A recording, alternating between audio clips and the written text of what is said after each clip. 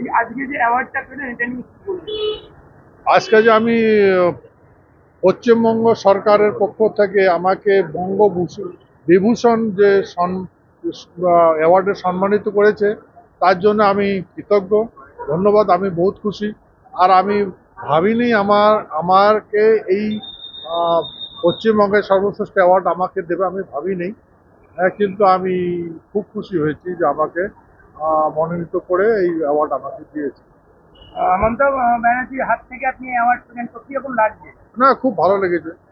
পশ্চিমবঙ্গের জনপ্রিয় নেত্রী, মুখ্যমন্ত্রী, হ্যাঁ, আমাকে অ্যাওয়ার্ড দিয়েছে, তার জন্য খুব ভালো লেগেছে। এরপরে স্বাভাবিকভাবেই একটা প্রশ্ন আসছে যে আপনি কি কোনো রকম কোনো সম্ভাবনা আছে তৃণমূল কংগ্রেসে জয়েন করার? না, আমি কোন দলে জয়েন করেছি? আমি তো কোনো জয়েনই করিনি। আমি আমি এগুলোতে যাবো কেন? আমার স্ট্যাটাস আলাদা, ভাই।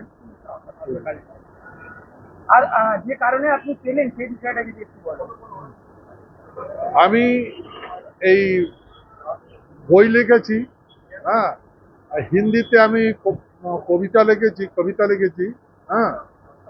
তারপরে আহ, গুয়াহাটি সেন্টিনাল পেপার লিখেছি, পূর্বাঞ্চল প্রহরীতে লিখেছি, গুয়াহাটি রাষ্ট্রভাষা প্রচার সমিতি লিখেছি।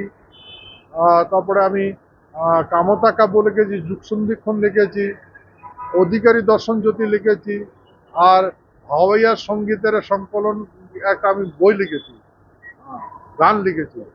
হুম। আর আমি বিভিন্ন বাচ্চা লয়ার পড়াশোনা করে, তো লয়ার 70-75 জন আমি লয়ার বানিয়েছি। তারপরে আইএস আইপিএস এর বিষয়ে আমি বাচ্চাদের কোচিং করতেছি, হ্যাঁ। এই এগুলো দেখে হয়তো আমাকে এইটাই দিকে দিয়েছে। আর পণ প্রথাটা আমি নিষেধ তো করেছি। আজকে আমাদের রাজবংশী সমাজে পণ প্রথা আমরা উঠে দিয়েছি, হ্যাঁ। এখন কেউ ওই পণ নেয় না।